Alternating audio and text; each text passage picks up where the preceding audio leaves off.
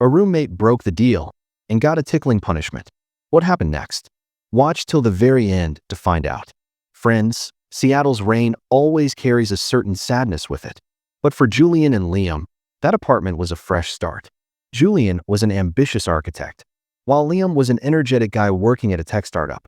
They shared a deep friendship, but their lifestyles were completely different. To maintain peace at home, they created a written agreement. The rules were strict, and whoever broke them had to face a strange punishment: the 5-minute tickle torture. It sounded childish and funny, but inside that Victorian-style house in Seattle, this punishment was about to turn into a terrifying nightmare. It was Friday night. Julian had clearly stated that Liam must not leave his old painting mess in the living room. But when Julian returned from work, the floor was covered with paints and canvases. Liam was fast asleep on the couch. Julian smiled and woke him up, reminding him that he had broken the deal. Liam, who usually joked around, suddenly turned serious that night.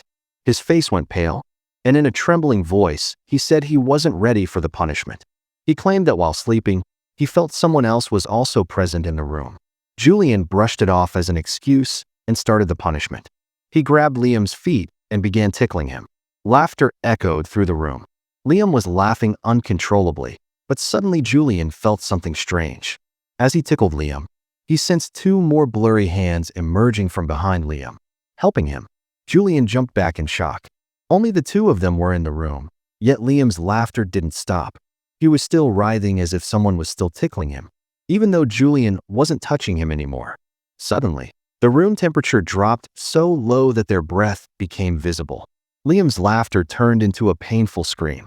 He grabbed Julian's hand and whispered, "She was just waiting for your turn." Julian's eyes fell on an old photograph placed in the corner, one they had never hung up. It was of the house's previous owner, a woman who had lost her son years ago. She used to play this very game to make her child laugh. Tears streamed down Liam's face. He confessed that he had been sensing that woman's spirit for days. She wasn't evil, just a lonely mother who wanted to hear laughter in her home again. But the price of that laughter was heavy. Whoever started the game became bound to an invisible curse. Julian realized his small rule had awakened an old, unfinished emotion.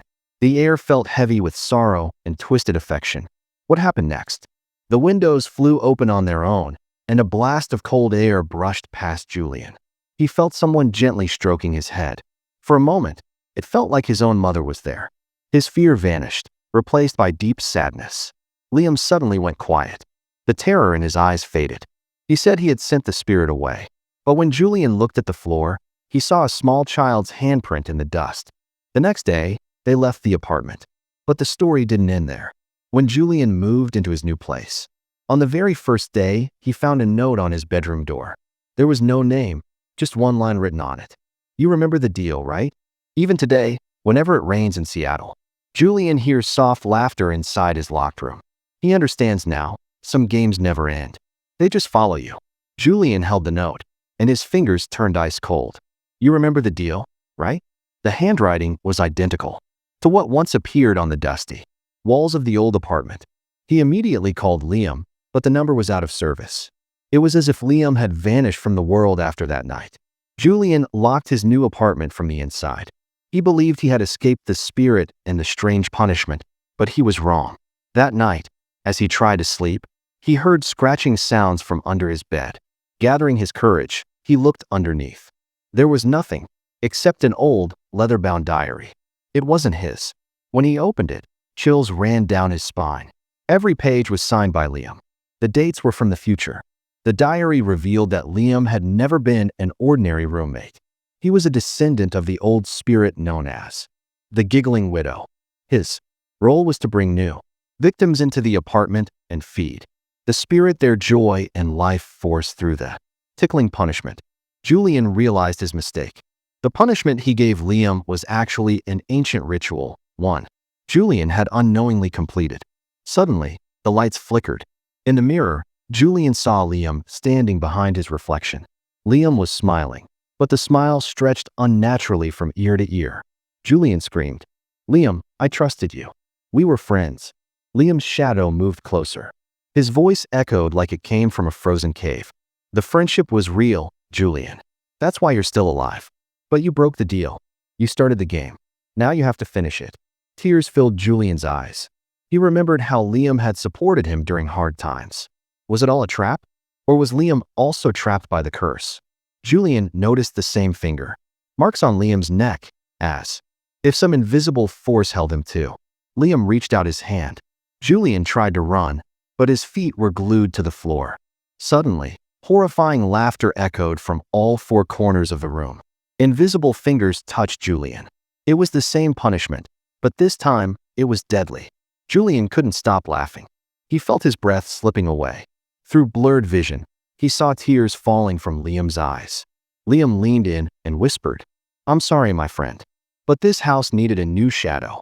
The next morning, when Seattle police arrived, the apartment door was locked from the inside. Everything inside was neatly arranged. 2 cups of coffee sat on the table, still warm, but there was no one there. On the fogged window, someone had drawn a face with a finger, a smiling face. Neighbors reported hearing uncontrollable laughter all night, so loud it felt like someone had gone mad with happiness. Julian and Liam were never found. Years later, whenever a new tenant visits the apartment, they find an old deal written behind the wardrobe, and those who read it and laugh feel someone watching them from the dark corners, waiting for the next punishment. Detective Miller stood stunned in the silent apartment. Everything looked normal, but the air felt heavy, like someone was breathing down his neck. His eyes fell on the painting Liam had left behind. It showed Julian and Liam trapped in a dark cell, with a shadow standing behind them. Miller tapped the wall behind the painting. One spot sounded hollow. He pushed hard, revealing a small wooden door hidden behind the wallpaper. A narrow staircase led far below the basement. As Miller descended, he heard sobbing mixed with suppressed laughter. The scene below felt like a nightmare. It was a prison-like chamber, its walls covered with thousands of tick marks, as if someone was counting punishment days. Julian sat in the center, eyes lifeless, mumbling, "The deal is complete. The deal is complete." Liam was nowhere to be seen. Miller shook Julian. An old camera fell from his hands. When Miller played the footage, he saw Julian talking to himself, alone on the couch, laughing and flailing as if someone was tickling him. Then, for a split second, Liam's face appeared, but it wasn't human. It looked like another version of Julian himself. Miller realized the truth. Liam had never existed. Julian had created him due to dissociative identity disorder to cope with loneliness and the terror of the house. Julian slowly lifted his head. His voice now sounded like a child's. "Mommy said if I won the deal, she would never leave me alone." From the corner, the Victorian woman's shadow emerged. She didn't move toward Julian, but toward Miller. Julian's laughter grew louder, tears streaming down his face. He realized Liam's disappearance meant losing his protection. Miller stepped back, but the door slammed shut. The basement lights went out completely.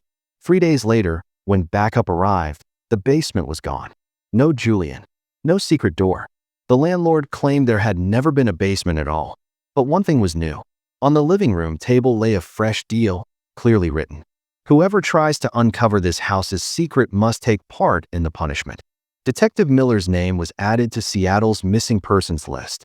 People say that even today, anyone passing that sealed apartment hears 3 kinds of laughter, one deep and heavy, one young and terrified, and one innocent like a child's.